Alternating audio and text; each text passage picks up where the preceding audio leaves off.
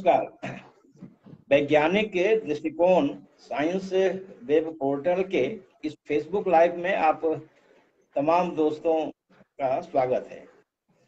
ये दूसरा Facebook live है जो हम लोग खासकर कोविड के इस दौर में ग्रामीण क्षेत्र की जो चुनौतियां हैं उसको लेकर बात करना चाहते हैं और समझना चाहते हैं कि ग्रामीण क्षेत्र में चुनौतियां क्या है कोविड को लेकर। हमारे साथ हैं एक विशेषज्ञ वक्ता के रूप में डॉक्टर सुनील सिन्हा। डॉक्टर सुनील सिन्हा सलाहकार चिकित्सक हैं, हृदय रोग विशेषज्ञ हैं और मधुमेह विशेषज्ञ हैं। डॉक्टर सिन्हा पूर्व उप सीएमओ हैं, सीएमओ चिकित्सा, केंद्रीय अस्पताल बीसीसीएल कोल इंडिया लिमिटेड धनबाद। इसके अतिरिक्त भी डॉक्टर सिन्हा का एक लंबा सामाजिक सरोकार रहा है। ये आम लोगों से जुड़े रहे हैं और आम लोगों के स्वास्थ्य के सवाल को लेकर मुखर भी रहे हैं और अपनी बात कहते रहे हैं विभिन्न मंचों पर, प्लेटफॉर्म पर। तो मैं डॉक्टर साहब का स्वागत करता हूं। आपका स्वागत है डॉक्टर साहब इस शुक्रिया सर, शुक्रिया लाइव शो में। अब मैं आपसे आग्रह करता हूं कि आप अपनी बात शुरू करें। डॉक्टर सुनील सिन्हा, डॉक्टर साहब आप अपनी बात शुरू करें। ओके, शुक्रिया आनंद सर। आप सभी साथियों का क्रांतिकारी इस्तकबाल। जो भी फेसबुक पेज में लाइव हो रहे हैं और जो होंगे और बाद में भी जो जुड़ेंगे जो लोग भी, उन सभी लोगों साथियों का हम हार्दिक अभिनंदन करते हैं। और खास करके आनंद सर का हम आभारी हैं। आपको सर बहुत बहुत शुक्रिया आपका, और हम आपको सलाम पेश करते हैं कि वैज्ञानिक दृष्टिकोण के प्रति जो आपका समर्पण भाव है और जो जागरूकता अभियान आप चला रखे हैं, आप जो बिल्कुल एक तरह से कहिए कि जिहादी हैं आप, बिल्कुल जिहाद इन ए गुड सेंस। आप ने जो अंधविश्वास और जो रूढ़ी जो हमारे जो समाज है, जो खास करके ग्रामीण समाज है, उसमें जो जकड़न है, इवन पढ़े लिखे जो शहरी जो मध्य वर्ग है उसके अंदर भी बहुत कुछ जो ये है कुरीतियां हैं, उनके खिलाफ आपने एक जागरूकता अभियान चलाया हुआ है। वैज्ञानिक दृष्टिकोण के प्रति आपका जो समर्पण भाव है, इसके लिए सर हम आपका आपको हम सलाम पेश करते हैं। और जो मेरा जो मौजू है, आज का जो विषय है, ग्रामीण क्षेत्रों में कोविड-19 के विरुद्ध संघर्ष की चुनौतियां, ये बहुत ही महत्वपूर्ण विषय है और इस पर हम कुछ अपनी बात को रखना चाहते हैं। तो पहला जो पार्ट है हमारे टॉक का, वो है कि ग्रामीण क्षेत्र। सर हमको बिल्कुल ऐसा कुछ टास्क दे दिए हैं, विषय ऐसा दे दिए हैं जिसके लिए हम बिल्कुल प्रिपेयर नहीं थे। फिर भी जहाँ तक हो सकता है हम अपने गांव से कहानी शुरू करेंगे। एक अपना कहानी, गांव का हम कहानी बताएंगे आपको, और हमको लगता है कि वो एक आईना होगा, उसमें आप और जो ग्रामीण क्षेत्र है उसका आपको वो जो प्रतिबिंब है वो देख सकता है। तो मेरा गांव एक छोटा सा गांव है, आप कह सकते हैं बिहार का नालंदा जिले में नूरसराय प्रखंड में मेरा एक गांव है। गांव 2-3 किलोमीटर गांव अंदर, पहले रोड नहीं था लेकिन अभी रोड हमारे घर तक चली जाती। ये कुछ नया जो डेवलपमेंट्स है, अब हमको दिक्कत नहीं होती है, और गांव और शहर के बीच की दूरी भी अब मिट गई है एक तरह से, और हम गांव की तरफ भी रुख कर चुके हैं सुपर एनुएशन के बाद। तो अभी मैं कुछ दिन पहले घर गया था, तो गांव में हम बड़ा महफूज महसूस कर रहे थे। वहाँ कोई कोविड और इस तरह का कोई पैनिक था नहीं, बिल्कुल दिमाग में काफ़ी सुकून था वहाँ पे मेरे को। तो ये एक अच्छी बात हमको लगी। और दो चीज़ है हमारे जो अपने देश में जो चीज़ हमको लगता है कि कोविड के संदर्भ में अगर हम देखें तो वो हमारे पक्ष में है दो चीज। एक तो कि हमारा जो जियोग्राफी है, जो देश का जो भूगोल है, ज्योग्राफी है। दूसरा डेमोग्राफी। ज्योग्राफी जो है हमारे देश का वो है कि दूर दराज के गांव में फैला हुआ है, जो बहुसंख्यक आबादी है गांव में निवास करती है। और जो डेमोग्राफी है कि ये हमारे देश में जो यंग पॉपुलेशन ज़्यादा है, जो जो मोर देन 90% जो ये लोग हैं वो बिलो 60 ईयर्स के हैं, और 35% 35 ईयर्स के समझ लीजिए कि 65% जो आबादी है वो बिलो 35 है। तो ये एक हमारा डेमोग्राफी एक है, अच्छी बात है। लेकिन उसमें भी समस्याएं हैं, बेरोजगारी है, और भी जो जो उससे उत्पन्न होने वाली जो मानसिक समस्या है, बहुत सारी समस्या। तो हमारे जो नौजवान हैं उनके साथ भी बहुत समस्या है। वो ऐसा नहीं कि बहुत फिट हैं, बहुत हेल्दी हैं, बहुत। तो ये है, उसका बहुत सामाजिक आर्थिक पहलू है। और जो जो ज्योग्राफी है कि वो कोविड को फैलने में वो एक तरह से जो डिस्टेंसिंग वाला जो बात है, तो गांव में इतनी बड़ी आबादी, इतना जो क्षेत्रफल है, दूर दराज में जो बहुत घनी आबादी नहीं है गांव की, एक अच्छी बात है। शहरों में क्या है कि आबादी बहुत घनी है। आप रोड में निकलिए तो देखिए कि बिल्कुल बाजार है, हाट है, मॉल है, इतना ज्यादा वहाँ वो वायरस उसको वायरस के पक्ष में वो जो है, जो शहर का जो माहौल है, और आप रैली या कुंभ ये सारा कुछ जो है वायरस को फेवर करता है, वायरस पसंद करता है इनफैक्ट। लेकिन गांव में एक अच्छी बात है। लेकिन वहाँ भी क्या है कि समस्या क्या है कि आ, आ, हमारे जो जो ग्रामीण जो जो पॉपुलेशन है उनके अंदर बहुत ज़्यादा शिक्षा का और वैज्ञानिक विचारधारा, वैज्ञानिक दृष्टिकोण का अभाव है। और उसकी वजह से आप देखेंगे, और ये जो काम है वैज्ञानिक दृष्टिकोण का जो हम लोग जो कर रहे हैं, जो आनंद सर कर रहे हैं, ये काम बहुत ही अहम है। और हमको लगता है कि जो लोग मीडिया को कंट्रोल करते हैं उनके माध्यम से, उनके द्वारा ये वैज्ञानिक दृष्टिकोण और वैज्ञानिक चेतना का प्रचार प्रसार ज़्यादा अहम होता, अगर वो सही माने में हमारे जो ग्रामीण जो जो जो आबादी है, जो बहुत बड़ी आबादी है, उनको ये एडुकेट कर पाते। तो ये एक बहुत बड़ा कि अभी गांव में आप टेस्टिंग के लिए जाइए, या उनका जो जो आइसोलेशन और बाकी जो भी कोविड से संबंधित जो जो वैक्सीनेशन के लिए, तो वो शायद कहीं ना कहीं देखिएगा कि उससे लोग भागते हैं, दूर भागते हैं, या फिर कहीं कहीं रेसिस्ट भी करते हैं। तो उसके पीछे भी कारण है। उसको जो जो एक चीज होता है, जो ये जो पैंडेमिक है, जो महामारी है, ये तो है ही अपनी जगह में। उससे जो ज़्यादा ज़रूरत है इस बात का कि जो जो इन्फोडेमिक, आज के डेट में पैंडेमिक से ज़्यादा जो खतरा है इन्फोडेमिक जिसको बोला जाता है, an epidemic of miss information. और आप देखिए आज बाबा रामदेव जैसे लोग जो है इतने बड़े सेलिब्रिटी हैं, उतना बड़ा उनका नाम है, और कितना घटिया स्तर का उनका देखिएगा रोल होता है। जैसे कोई डॉक्टरों को, जो इतने सारे डॉक्टर, 1250 डॉक्टर, और जो उसके बहुत ज़्यादा कई गुना जो और स्वास्थ्यकर्मी जो कोरोना वायरस जो लोग शहीद हो गए, उनके बारे में अनाप शनाप टिप्पणी करना, एक वीडियो जारी करना टर और इस तरह से करके एक जो है वो बिल्कुल बेहुदा भोंडा किस्म का जो है अनर्गल वो करना। तो ये आखिर क्या दर्शाता है कि आप किसको पक्ष, ये जो है वैक्सीनेशन के खिलाफ में बोलना, तो ये आप जो है आप कारपोरेट 10 नंबर में आप कारपोरेट है, दरबारी जो क्रोनी कैपिटलिज्म है उसके आप एग्जाम्पल बने हुए हैं। और आप बिजनेस कर रहे हैं, कोरोनिल जैसी दवा जिसका कोई वैज्ञानिक ये नहीं है, प्रमाण नहीं है, आप अनाप शनाप उसके बारे में आप वैज्ञानिक जो है बातें फैला करके और जो है उसको सेल कर रहे हैं आप।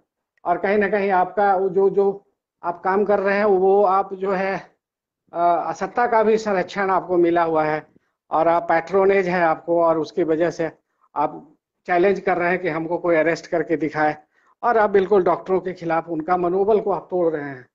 तो ये बहुत ही गंभीर मसला है। और ये कहीं ना कहीं जो हमारी जो ग्रामीण आबादी है उसके अंदर जो जो जो जो वैज्ञानिक जो जो सूचनाएं हैं उनका प्रचार प्रसार में आप उसको मदद कर रहे हैं।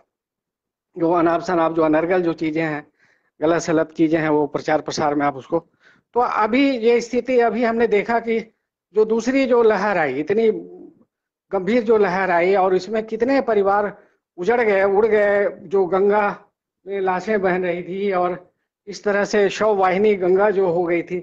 तो अब ये क्यों हुआ? ये स्थिति एक दिन में नहीं हुआ। पहले लहर से आपने कोई सबक लिया नहीं, आप जो है सारा कुछ जो है करते रहे। अभी अभी एक नया जो आपने देखा, WHO के अनुसार ब्रिटेन में अल्फा स्ट्रेन जो जो वायरस क्या है, म्यूटेट करता रहता है। ब्रिटेन में पाया जाने वाला अल्फा स्ट्रेन, दक्षिण अफ्रीका में बीटा स्ट्रेन मिला, ये जो कोरोना वायरस है उसका, और ब्राजील में गामा स्ट्रेन जो वेरिएंट है। उसके मुकाबले जो हमारे यहाँ जो इंडिया में जो पाया गया वो डेल्टा वेरिएंट था, जो कि 60% अधिक संक्रामक है, इन्फेक्शियस है, और अधिक सीरियस भी है, डेडली भी है, अधिक गंभीर रूप से बीमार भी करता है। तो ये सिनेरियो है। उसमें जो सेकंड जो वेव था उसका क्या कारण था? उसका कारण था एक तो डेल्टा वेरिएंट का, दूसरा सुपर स्प्रेडर इवेंट। आपने उसको मौका दिया फैलने का, जैसे इलेक्शन रैलीज हो रहा है, पंचायत चुनाव हो रहा है, और फिर कुछ वो रिलीजियस जो गैदरिंग्स, इतनी बड़े बड़े लाखों लोग जो है, उसकी एक लंबी श्रृंखला है, लंबा एक फेरिस्त है, लंबी फेरिस्त है। तो इससे, और फिर कोविड के की जो जो सावधानियां जो होती है, कोविड एप्रोप्रिएट बिहेवियर, उसमें भी आपने ढिलाई दिया, और लोग जो है समझ लिए कि अब तो कोविड खत्म हो गया, और इस तरह से जो है तो दूसरी लहर को रोक पाना मुमकिन था। और कई देशों में देख लीजिए, न्यूजीलैंड है, चीन है, वियतनाम है, यहाँ तक कि थाईलैंड है, उसमें वैक्सीन आने से पहले उसको रोक दिया। और ये जो है अपने यहाँ, हमारे यहाँ सब कुछ हो रहा है, तो नतीजा उसका जो है हम लोग देखा सेकेंड वेव। और तीसरी जो जो वेव है उसका भी जो संभावना बहुत ज्यादा रियल है। अभी भी अगर हम नहीं चेतते हैं, जो जो उसके लिए तब क्या करना है? तीन ही चीज है उसमें, जो अगर रोकना है तीसरा जो वेव आने वाला है उसको, गांव में, शहर में, पूरे अपने देश में, आप जो है जो सर्विलेंस है, इंटीग्रेटेड डिजीज सर्विलेंस प्रोग्राम जिसको बोलते हैं IDSP, एकीकृत रोग निगरानी कार्यक्रम को दुरुस्त करना है, नंबर 1। दूसरा, जन भागीदारी को सुनिश्चित करना है, जिसको डेमोक्रेसी का मतलब है जन भागीदारी। तो वो लोकतंत्र को सुनिश्चित करना है, लोगों को एजुकेट करना है, लोगों को इन्वॉल्व करना है उसमें, और जो है यूनिवर्सल वैक्सीनेशन, मुफ्त और सार्वभौम जो है वो टीकाकरण, एटलीस्ट 60% 80% आबादी का, कम से कम 100 करोड़ लोगों को अपने यहाँ वो पूरा फुल्ली वैक्सीनेशन, 2 डोज उनको मिलना चाहिए, 2 शॉट, जो 2 जैब उनको, तभी जाकर के ये आप इसको रोक पाएंगे। जो वायरस का जो चेन है, जो उसका जो उसको हम लोग ब्रेक कर पाएंगे। अब देखिए पूरे दुनिया भर में कोवैक्स जो है एक WHO का कार्यक्रम है कि जो उसको लेकर के अभी चल रहा है कि जो, लेकिन उसमें बहुत सारी चीजें जो आ रही है कि बीच में कि उसका जो है एक जिसको बोलते हैं बौद्धिक संपदा अधिकार, पूंजीवादी बौद्धिक संपदा अधिकार वाली जो संस्था है, वो आपका वैक्सीन को बनाने में, और जो मल्टीनेशनल कंपनी है, वो वहाँ के लोग भी देख लीजिए, जो अमेरिका और जो यूरोप के जो देश हैं, जो विकसित देश हैं, वहाँ के जो सरकारें भले मल्टीनेशनल ड्रग कंपनियों का समर्थन करती है, लेकिन लोग चाहते हैं कि वो जो है उसमें छूट दिया जाए, जो जो जो इंटेलेक्चुअल प्रॉपर्टी राइट्स है उसको, और इस तरह से वैक्सीन उपलब्ध कराया जाए। और अगर पूरा जो कैपेसिटी है वैक्सीन उत्पादन का, अगर पूरी क्षमता का इस्तेमाल किया जाए, तो 60% जो आबादी है दुनिया की, उसको इस साल के आखिरी तक टीकाकरण किया जा सकता है। और वही एकमात्र रास्ता है जिससे कि इस पर जो पैंडेमिक है, जो महामारी है, जो कोविड-19 की, इस पर हम लोग विजय पा सकते हैं। ये बहुत इंपॉर्टेंट एस्पेक्ट है जिसको समझने की जरूरत है। और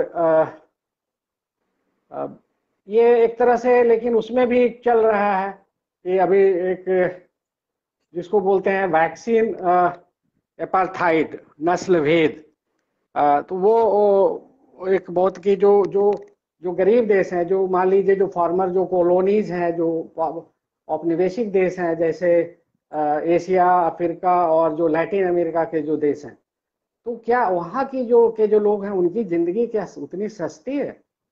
और यूरोप में, अमेरिका में जो रहते हैं उनकी ज़िंदगी क्या बहुत ज़्यादा कीमती है? और फिर हम लोग की ज़िंदगी जो एशिया और अफ्रीका और जो गरीब जो हम लोग जो मुल्क हैं, या फिर जो इन देशों के अंदर भी जो गरीब जो बहुसंख्यक जो आबादी है और कुछ मुट्ठी भर अमीर लोग हैं, तो उनके मुकाबले क्या हमारी ज़िंदगी का कोई कीमत नहीं है जो हम गरीब लोग हैं? तो इस तरह से आपको इसको पूरे को समझना पड़ेगा कि आपको हर कोई, आप भी महफूज तभी हो सकते हैं, आपकी भी ज़िंदगी तभी सुरक्षित हो सकती है, आप पैंडेमिक से तभी बच सकते हैं जबकि हम सुरक्षित नहीं हैं। हमको भी आपको हर एक इंसान को सुरक्षित होना पड़ेगा। आपको ये, अगर आप ये सोच रहे हैं कि हम अपने आप को वैक्सीन लगा करके हम महफूज हो जाएंगे, तो ये कतई संभव नहीं है। इसके लिए है कि पूरा जो बड़ी आबादी है उसको वैक्सीनेट करना है, तभी इस पर, कोविड पर विजय पा सकते हैं। ये एक बहुत बड़ा साइंटिफिक फैक्ट है जो हम आपके साथ साझा कर रहे हैं। आप चाहे जहां भी रहते हो, जिस दुनिया के किसी भी हिस्से में, क्या है कि वायरस तो म्यूटेट कर जाएगा। आप अगर जो हमारे जो गरीब देश हैं, तो अभी दुनिया क्या है, ग्लोबल विलेज हो गया, अभी दुनिया बहुत छोटी हो गई है। और ऐसा नहीं है कि दुनिया के किसी कोने में, आखिर ये वायरस कैसे हुआ, इसका सफरनामा देखिए कहाँ से आया। ये वुहान शहर से आया, जो चीन में है, और वुहान शहर बहुत बड़ा कॉमर्शियल कैपिटल है चीन का। अब उसके बाद, उसके पहले जब 31 जब नवंबर के आसपास में जो है, दिसंबर में जब ये वायरस जो है पता चला, कुछ निमोनिया के केसेस, और तो आपको जो है थोड़ा शुरू में टाइम लग गया था, 1 सप्ताह के बाद जो है पता चला कि ये टिपिकल निमोनिया है, वायरल निमोनिया है। फिर 13 जनवरी को फिर जो है, मैंने 2 सप्ताह के अंदर में वायरस का पता कर लिया गया और टेस्टिंग वगैरह शुरू हो गया, और फिर वो पूरी तरह से वो लॉकडाउन कर दिया गया। लेकिन उसके पहले तक जो है उसका बीजारोपण सब जगह हो चुका था, तो कितना बड़ा शहर है। आप समझ लीजिए वुहान जो है वो पूरा इंग्लैंड और न्यूयॉर्क से बड़ा सिटी है। तो तब तक तो आपका कॉमर्शियल कैपिटल है वो भी काफ़ी, तो अब दुनिया बहुत छोटी हो गई। लेकिन अगर वही वायरस, अगर वही हो सकता है किसी गांव में होता, सुदूर गांव में होता, वहां से शुरू होता, हो सकता है गांव के लोग खत्म हो जाते, लेकिन वायरस फैलता नहीं कम से कम। और ऐसा होते रहता है हमेशा, वायरस का कोई मुल्क नहीं होता है। पंछी नदियां पवन के झोंके, कोई सरहद इन्हें न रोके। आप देखते हैं हम लोग जो उसी में आप वायरस भी जोड़ सकते हैं, वायरस, पंछी, नदियां, पवन के झोंके, कोई सरहद इन्हें न रोके। उनका कोई मुल्क नहीं होता, वायरसों की दुनिया में हम रहते हैं। और कोरोना वायरस भी एक और वायरस जुड़ गया, इन्फ्लुएंजा वायरस था, पोलियो वायरस था, उसके पहले स्मॉल पॉक्स था, ये हेपेटाइटिस वायरस है, तो ये पहले से है, एड्स वायरस है, HIV एड्स वायरस है। तो वायरसों के बीच में हम रह रहे हैं। प्लांट वायरस होते हैं, एनिमल वायरस होते हैं, पंछियों में होते हैं। तो इस तरह से वायरसों की दुनिया में हम रह रहे हैं। तो एक और वायरस, कोरोना वायरस, उसमें ऐड हो गया। कोई बहुत बड़ी बात नहीं है ये, बहुत उसको लेकर के। और इसके पहले भी महामारियां आती रही हैं, कोई ऐसा नहीं कि पहली बार और कोई आखिरी बार। और बहुत महामारियों पर हम लोगों को विजय भी हासिल किया। कैसे विजय हासिल किया, आप कल्पना कीजिए। अगर पोलियो का और जो स्मॉल पॉक्स का जो पूरे दुनिया से उन्मूलन अगर हो सका, तो इसलिए हुआ कि उसके खिलाफ पूरा एक अभियान WHO का, और हम लोग के यहाँ IMA का, जब हम लोग छोटे थे तो स्मॉल पॉक्स का टीकाकरण के लिए स्कूल में आता था, वो वैक्सीन देने के लिए सुई लगता था हम लोग को। तो हम लोग कई बार जो है स्कूल छोड़ के भागते भी थे, डर जाते थे, बच्चे थे, उतना ज्ञान नहीं था। तो ये हम लोग को याद है। और ये तभी उसकी इतना बड़ा जो अभियान चला। आज जो है मजाक उड़ाया जा रहा है हमारे जो शीर्ष में बैठे हैं कि कभी इतने से पहले कुछ हुआ ही नहीं, जैसे जो भी हो रहा है अभी हो रहा है। तो ये बकवास है, और इस तरह का इसमें कोई दम नहीं है। पहले बहुत विजय पा चुके हैं हम लोग। ये विजय गाथा है, विज्ञान की विजय गाथा है, जो हम लोग इसके पहले जो 1918 में 1918 में और 2020 के बीच में जो हुआ था, जो फ्लू, जो स्पेनिश फ्लू, जो पैंडेमिक हुआ था, महामारी जो हुई थी, उस पर भी हम लोग विजय पाए हैं और अभी भी इस पर भी विजय पाएंगे। आगे भी इस कोरोना वायरस को भी हम लोग हराएंगे, लेकिन कैसे हराएंगे? विज्ञान से हराएंगे इसको, विज्ञान और वैक्सीन से हराएंगे, जो विज्ञान की देन है। तो ये कोई बहुत ज़्यादा मायूस होने वाली बात नहीं। ज़रूरत ही है कि इसमें जो चीज़ है जो इसके पक्ष में, कि हमको पूरी दुनिया के सारे देशों को मिल करके, आज हमारे पास टेक्नोलॉजी है, रिसोर्सेस है, हम वैक्सीन अपने देश में ही इतना कुछ हमारे पास साधन है, वैक्सीन हमारे पास संसाधन है, सब कुछ है, बना सक रहे हैं। तब है कि ज़रूरत है इस बात की कि हमारे पास एक ये हो, हमारा जो जो इच्छा शक्ति होना चाहिए हमें लड़ने का, और हमारे अंदर एक राष्ट्रीय एकता और अंतर्राष्ट्रीय एकजुटता के बल पर ही हम इस महामारी से लड़ सकते हैं और इस जंग को जीत सकते हैं। ये इस बात को समझना जरूरी है। तो अभी जो अंतर्राष्ट्रीय जो परिप्रेक्ष्य में देख लीजिए, जो सबसे ज़्यादा जो वायरस का जो तबाही हुआ, कहाँ कहाँ हुआ आप देख लीजिए। उसमें जो नंबर 1 है अमेरिका है, जो पूंजीवाद का सबसे बड़ा सरगना है, ब्राज़ील है, यूके है, और फिर उसमें हमारा इंडिया है, रसिया है, और भी बहुत सारे कंट्री। जहाँ के राष्ट्राध्यक्ष जो लोग विज्ञान विरोधी हैं, ये लोग साइंस का मजाक उड़ाते हैं, वायरस को चाइना वायरस, फ्लू वायरस बोल करके खारिज करते हैं, और उनका नतीजा आज आप देख रहे हैं, तबाही का मंजर। इन देशों में सबसे ज़्यादा तबाही, आप 42.5% जो डेथ हुआ है, ये 4 स्टेट में हुआ, 4 कंट्री में हुआ मात्र, यूएसए, यूके और ब्राज़ील और इंडिया। आप सोच लीजिए, ऑलमोस्ट मैंने नियरली 50%। और आज 40% जो केस लोड है इन पूरे वर्ल्ड का अभी सेकेंड वेव में, वो पूरे इंडिया में ही था। तो ये एक साइंटिफिक फैक्ट है। और आपको, लेकिन बहुत सारे जो उसके तरफ दूसरे तरफ देख लीजिए, जो समाजवादी देश हैं, चीन है, वियतनाम है, क्यूबा है, कोरिया है, और लाओस है, और फिर न्यूजीलैंड जैसे देश है।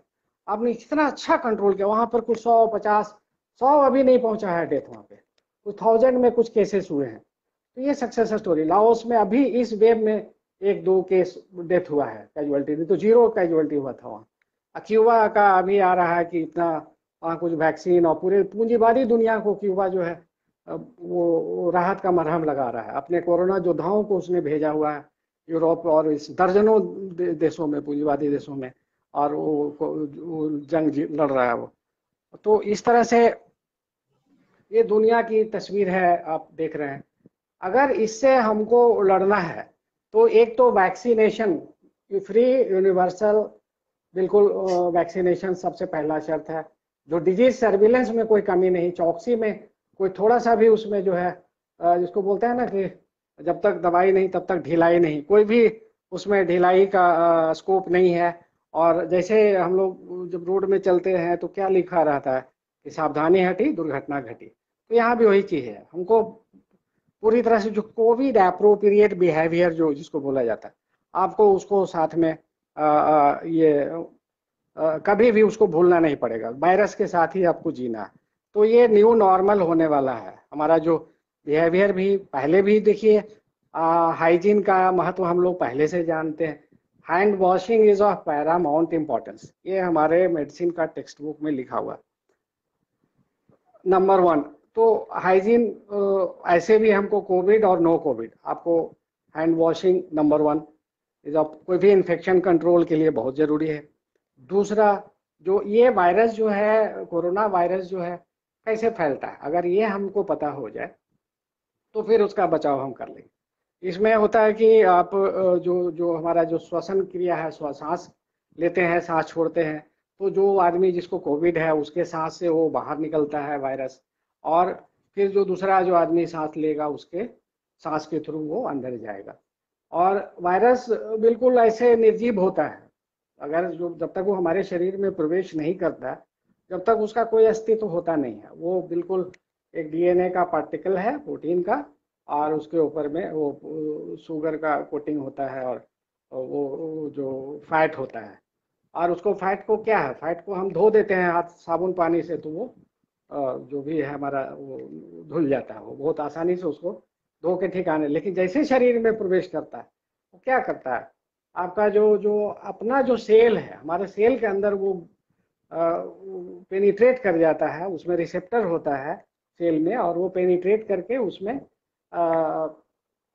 जो हमारा जो सेल का जो मशीनरी है उसको वो अपना जो मल्टीप्लाई करने के काम में लगाता है, और इस तरह से जो है वो काफ़ी तेज़ी से फैलता है, और फिर हमारा वो सीधे जा करके लंग्स में और जाता है, ब्लड क्लॉट कर देता है, निमोनिया करा सकता है, और फिर पूरे ऑर्गन सिस्टम में जो ब्लड क्लॉट है वो सब जगह जा करके खून का नली को बंद कर देगा, और इस तरह से करके हमारा जो और जो सिस्टम है, kidney failure, heart failure, brain attack हो सकता है, कुछ भी हो सकता है, और अल्टीमेटली पेशेंट एंड स्टेज में भी चला जाता है।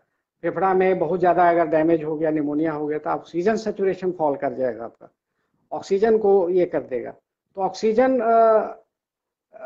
सेचुरेशन फॉल करेगा, उसके लिए हमारा आपको पता होना चाहिए कि कैसे हम पता करेंगे कि कितना ऑक्सीजन, उसके लिए पल्स ऑक्सीमीटर आता है। अगर पल्स ऑक्सीमीटर नहीं भी है, सपोज करिए ग्रामीण क्षेत्रों में खास करके जो आज का मेरा जो विषय है, जो मौजू है, तो अगर नहीं भी है पल्स ऑक्सीमीटर तो भी हम पता कर सकते हैं। पता कैसे करेंगे कि हमारा ओठ जो है थोड़ा ब्लू होने लगता है, नीला होने लगेगा, तो आप समझिए कि साइनोसिस उसको हम लोग बोलते हैं मेडिकल टर्म। अगर जो जो ऑक्सीजन कम होने से जो हीमोग्लोबिन के साथ ऑक्सीजन मिल करके पूरे शरीर में जाता है, तो जो कार्बोक्सी हीमोग्लोबिन की मात्रा अगर बढ़ जाएगी तो हमारा वो ब्लू डिस्कलरेशन हो जाता है स्किन का, म्यूकस मेम्ब्रेन का, तो वो उसकी वजह से साइनोसिस बोलते हैं। तो उससे हम लोग को पता चल जाएगा। नंबर 2, थोड़ा दूर भी चलेंगे तो सांस फूलने लगेगा, सूखी खांसी होगी, बहुत इरिटेटिंग खांसी होगी, सर्दी और बुखार हो जाएगा। तो इस तरह से करके ये कुछ उसके लक्षण होंगे।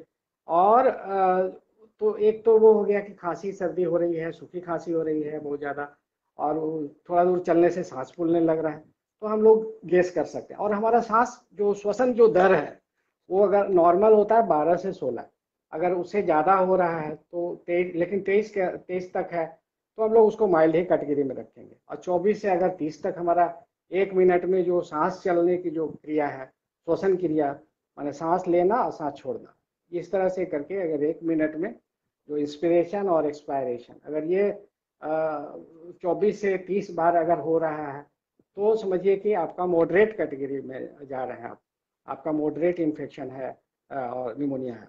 और फिर अगर आपका 30 से ऊपर चला गया श्वसन रेट, श्वसन दर, ये सिंपल सा चीज़ है जो आप कहीं भी 30 से ऊपर चला गया कि इसका मतलब है कि गंभीर मसला है। 1 मिनट में अगर 30 बार से ज़्यादा हमारा श्वसन दर है, रेस्पिरेटरी रेट है, तो वो गंभीर मसला है, तो सीरियस गंभीर, फिर तब हमको अस्पताल की तरफ रुख करना होगा। उसमें एक और चीज़ होता है जिसको हम बोलते हैं 6 मिनट वॉक टेस्ट। 6 मिनट चल के देखिए पल्स ऑक्सीमीटर लगा करके, अगर 4 से 5% ऑक्सीजन फॉल कर जाता है तो भी गंभीर है, आपको तुरंत ऑक्सीजन और फिर हॉस्पिटलाइजेशन।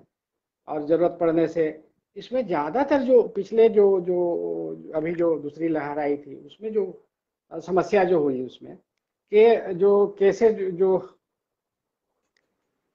ज़्यादा टाइम तो नहीं ले रहे ना, अच्छा बस हम जल्दी खत्म कर, ज़्यादा, हाँ जल्दी खत्म कर रहे हैं सर, जल्द, हाँ ठीक है सर, हाँ हाँ। अच्छा तो वो उसके बाद आप सवाल भी पूछ सकते हैं, जो भी आपके जहन में सवाल होगा। हाँ हाँ बिल्कुल। हाँ तो अभी हम ये एक्सप्लेन कर लें कि उसको बीमारी की गंभीरता को, जो रेड फ्लैग साइंस है उसको हम थोड़ा एक्सप्लेन कर रहे हैं। और तब जो है इसमें अगर सीरियस है, गंभीर है, 6 मिनट वॉक टेस्ट कर रहे हैं, 3-4 चीज़ बताए। एक तो ब्लू जो है जो जो discoloration of skin and mucus membrane, जिसको साइनोसिस बोलते हैं, नीला पड़ जाना ओठ, नाखून में हम लोग देख सकते हैं, जहाँ जहाँ भी ब्लड का जो है वो ओठ के नीचे में देख सकते हैं, अंदर में अगर नीला हो रहा है तो इसका मतलब कि ऑक्सीजन लेवल गिर रहा है आपका। और फिर चलने से सांस में फूलने लग रहा, थोड़ा सा भी चलने से सांस फूलने लग रहा है, तो वो है ना, इस तरह से आप जो है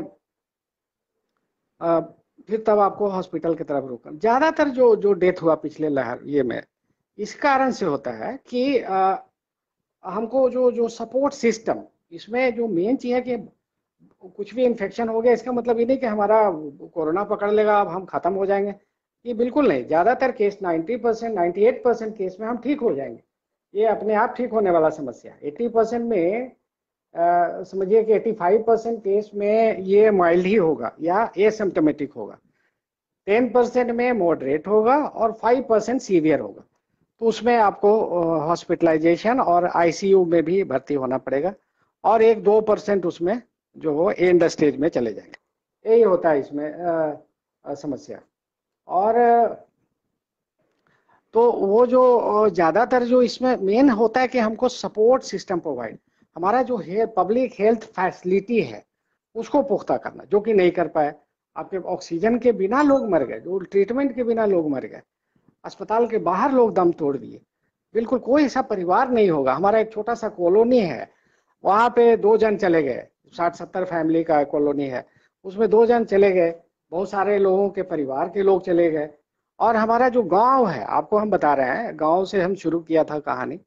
तो हमारे गांव का कहानी ये है कि हमारे गांव में शायद किसी को हुआ कोविड, लेकिन जो हमारे गांव के लोग जो शहरों में चले गए माइग्रेट करके, तो उनका जो जो प्रवासी हो गए हैं, उनका प्रवासी मजदूर कह लीजिए, प्रवासी आजकल मजदूरों के लिए भी वही बोला जा रहा है, तो हम लोग भी प्रवासी मजदूर ही हैं। तो गांव से अगर जो माइग्रेट करके, हम लोग को भी हुआ, हमारे पूरे फैमिली को हुआ, और हम बहुत सीरियस भी हुए। लेकिन हम उससे पहला लहर में हुआ था, और हम सीधे कोई टर्शियरी केयर हॉस्पिटल में हम जो परिस्थिति की नज़ाकत को समझते हुए हम दुर्गापुर में जो इधर का जो सबसे टॉप हॉस्पिटल है, हम जाके वहाँ भर्ती हो करके, और 3 सप्ताह बाद जो है हम उससे बाहर निकले सही सलामत। बाय द टाइम कि उस समय तक वो सारा प्रोटोकॉल, हमारे जो डॉक्टर थे, जो पल्मोनोलॉजिस्ट, उनको भी हुआ था। तो एक तरह से तब तक एक वो ट्रीटमेंट प्रोटोकॉल गाइडलाइन सारा कुछ डेवलप कर चुका था। तो ये हम उससे बच के निकल गए। लेकिन अभी भी हमको लगता है कि 10% डेफिसिट है, मेरा भी समस्या है।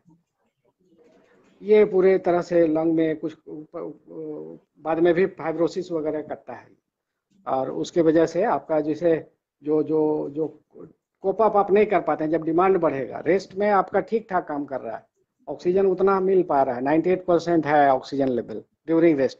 लेकिन जैसे हम सीढ़ी में चढ़ जाएंगे 2 स्टेयर ऑफ फ्लाइट, तो हो सकता है 4-5% मेरा गिरेगा, फिर वो नॉर्मल आ जाएगा। तो इस तरह से ये होता है। गांव में, हमारे गांव में 3 लोग चले गए, लेकिन वो सारे लोग जो एक पटना में रहते थे, और 2 एक माँ बेटा वो जो रहते थे डेहरी ऑनसोल में रहते थे। वो इस तरह से वो उनका जो है कोविड में पिछले लहर में और एक इस बार के लहर में वो चले गए। तो ये क्यों हुआ? बाहर में, शहर में जा करके हुआ। हम अगर शहर से गांव के तरफ ही वायरस, इस बार गांव में भी लोग बहुत, गांव के लोग साफ हो गए इस लहर में। और जो तीसरी लहर की जो संभावना है वो भी रियल है, और उसमें भी बहुत ज़्यादा उसके लिए हमको बहुत सतर्क रहने की ज़रूरत है। हम ये बिल्कुल कतई नहीं मान लें कि वायरस ख़त्म हो गया, और हमको जो है बिल्कुल हमको वायरस के साथ ही जीना है, और बिल्कुल सावधानी पूर्वक जो मास्क लगाना ही है लगाना हमको।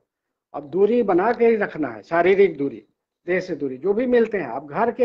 ये जो इन्फेक्शन होता है ज़्यादा इंडोर होता है, 90% से ज़्यादा आप बंद कमरा में अगर मिल रहे हैं, आप हवादार रूम नहीं है आपका घर, खिड़कियां बंद हैं, एसी भी चल रहा है, तो भी जो डॉक्टर का जो चैम्बर होता है वो बहुत खतरनाक जगह होता है। बिहार में सबसे ज़्यादा डॉक्टर, 80 डॉक्टर बिहार में मारे गए। अभी कुछ दिनों पहले आपने सुना होगा डॉक्टर के अग्रवाल चले गए, और उनके लिए पूरा हर कोई मरमाहत है आज के लिए।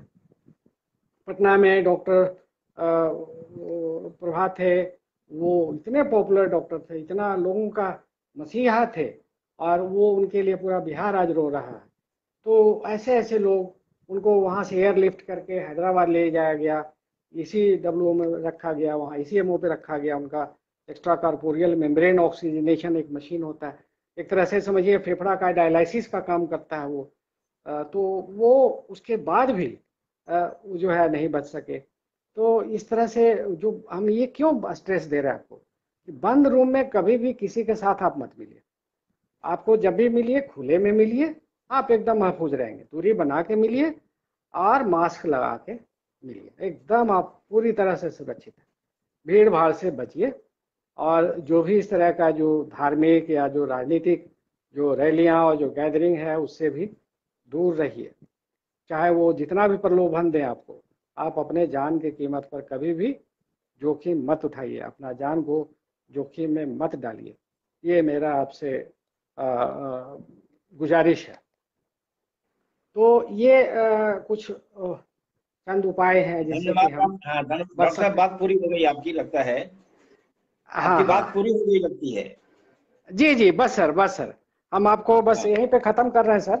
हाँ, बिल्कुल, अब इसके तो बाद हम धन्यवाद डॉक्टर सवाल साहब। जवाब की तरफ कुछ बढ़े। कुछ कुछ सवाल है, कुछ सवाल है डॉक्टर साहब जो मैं रखना चाहूंगा।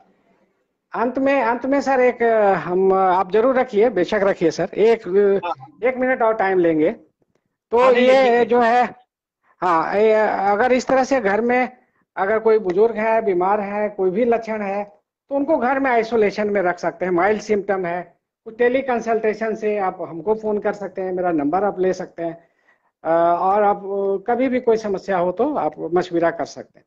ये, और भीड़ भाड़ से दूर रहिए। घर में अगर थोड़ा सा भी सिम्टम हो तो उनको आइसोलेट कर दीजिए। भीड़ भाड़ से दूर, बिल्कुल निकलना बंद। और लास्ट में जो मामले की गंभीरता को समझते हुए अपना, अपने परिवार और समाज का ख्याल रखिए। और जब भी घर से बाहर निकलिए, मास्क जरूर लगाइए। और अंत में 2 लाइन हम आपके साथ साझा करेंगे। एक जिया जमीर का जो लाइन है कि मिल बैठ के वो हंसना वो रोना चला गया, मिल बैठ के हंसना वो रोना चला गया, अब तो कोई ये कह दे कि कोरोना चला गया। बहुत बहुत शुक्रिया, बहुत बहुत शुक्रिया।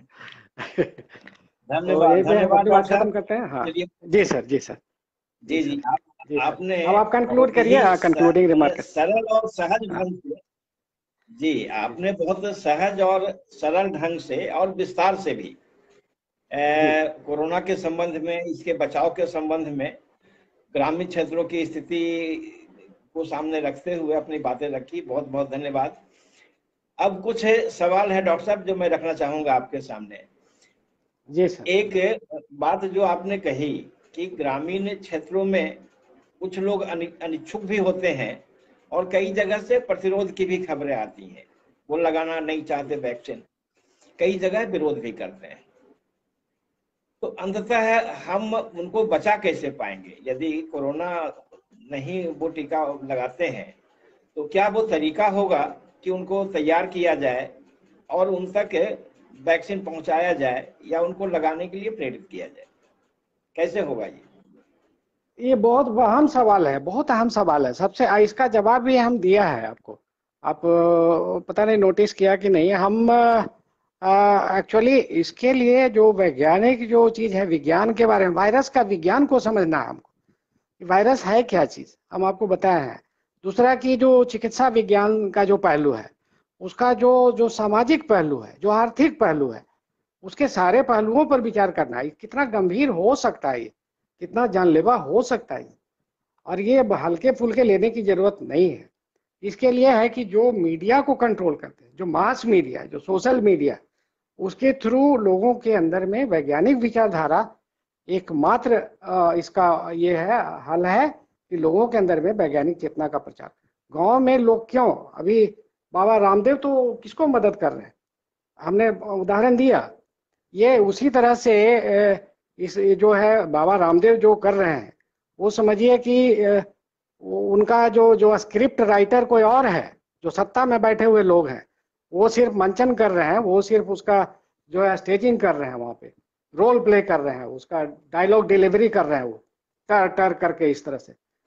असल बात है कि उनको जो है अपना नाकामी को, जो कोविड का जो मिसमैनेजमेंट है, उसको छिपाना है। उसका दोषारोपण ये डॉक्टरों के माथे मढ़ना चाहते हैं कि डॉक्टर और मेडिकल चिकित्सा जगत को ये बदनाम। पूरी दुनिया भर में देख लीजिए, आप पैंडेमिक से कैसे लड़ सकते हैं, आप कैसे स्पेनिश फ्लू पर काबू पा लिया, आप स्मॉल पॉक्स को किस तरह से हम लोग हरा पाए और पूरे दुनिया से उखाड़ के फेंक दिया, नामो निशान मिट गया।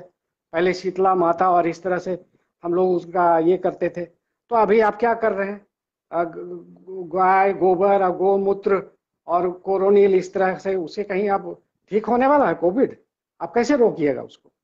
तो इस तरह से आप जैसे जो जो तुगलकी नोटबंदी का जो आपने ठीकरा फोड़ दिया बैंक कर्मियों के ऊपर, तो आप इसका मिस मैनेजमेंट का जो है आप इसको डॉक्टरों के मत्थे मोड़ना चाह रहे हैं। सिंपल सा बात है। और इसके लिए जो है आप इन्फोडेमिक फैला रहे हैं, आप मिस इन्फॉर्मेशन फैला रहे हैं, गलत सलत। आप वैज्ञानिक जो है वो अंधेर जो गर्द है, लोग हैं बिल्कुल, जो अंधेरे की जो शक्तियां हैं वो जो है इस तरह से इसके पीछे है, और उनका निहित स्वार्थ है। आपके पास वैक्सीन है नहीं, तो वैक्सीनेशन के खिलाफ आप जो है अभियान चला रहे हैं, आप बाबा रामदेव को सामने ला रहे हैं। तो ये जो है बाबा रामदेव ऑक्सीजन डायरेक्ट, क्या उनका वो 2 सिलेंडर है और वो नाक से वो जो है आप फेफड़ा में आपका ये हो गया है, खराब हो गया, डैमेज हो गया है, निमोनिया हो गया, और आप सीधे आप डायरेक्ट ऑक्सीजन चाहिए। वो जो ऑक्सीजन वो मेडिकल ऑक्सीजन है, वो कोई ये डायरेक्ट ये 20% ऑक्सीजन से नहीं होने वाला है जो हमारे वायुमंडल में एटमॉस्फेरिक ऑक्सीजन। ठीक है, पर्यावरण का इशू है, लेकिन आप जो है वो उसका समाधान नहीं है। तो इस तरह से जो अनाप शनाप जो चीजें फैलाई जा शक्तियां हैं, और ये अंधेरे की शक्तियां हैं, आप वैज्ञानिक लोग हैं, विज्ञान विरोधी लोग हैं। तो ये इसके लिए आपको जो है जो मास मीडिया का इस्तेमाल करना है। मीडिया में क्या चला रहे हैं? जी जी, वैज्ञानिक जागरूकता फैलाने की जरूरत है। जी जी, बिल्कुल सर, बिल्कुल वही एकमात्र समाधान है और कुछ नहीं। हाँ। इन्फोडेमिक के खिलाफ जो है आपको अभियान चलाने की जरूरत है। जी जी, इन्फोडेमिक इसी से जुड़ा डॉक्टर साहब एक के सवाल और। आप झारखंड में हैं, झारखंड से आपका संपर्क है, संबंध है, रिश्ता है। एक रिपोर्ट हाल में आई डॉक्टर साहब, जो ये बताती है कि झारखंड की जो आदिवासी बहुल क्षेत्र है, आदिवासी पॉपुलेटेड, तो जो वैक्सीनेशन की जो दर देख रहे हैं कि आश्चर्यजनक ढंग से दूसरे हिस्से की तुलना में जो आदिवासी बहुल क्षेत्र है वहाँ वैक्सीनेशन की दर कहीं अधिक है, और लिंग अनुपात भी, यानी महिलाओं की संख्या भी काफी अच्छी है वैक्सीनेशन के सवाल पे। जी। तो ये कैसे, क्या माने इसको कि कैसे आदिवासी बहुल क्षेत्र में, जिसको हम लोग दूसरे नजर से देखते रहे हैं अब तक कि वो कम जागरूक हैं या कम सजग हैं या पिछड़े हुए हैं, लेकिन वो ज्यादा जागरूक साबित हुए वैक्सीनेशन के सवाल पे। इसको किस नजर से हम देखें, समझें? नहीं, उसमें और भी चीज है। ये बात सही है, बहुत अच्छी बात है, हम उनको सैल्यूट करते हैं। ये बहुत अच्छी बात है कि हमारी जो जो जो बहुसंख्यक जो आबादी जो है, जो आदिवासी जो जनजातीय जो आबादी है हमारे झारखंड का और जो दूसरे हिस्सों में, तो ये उनके अंदर में ये है, अच्छी बात है। ये प्रकृति के ज़्यादा नज़दीक रहते हैं, ये इनका अलग बिल्कुल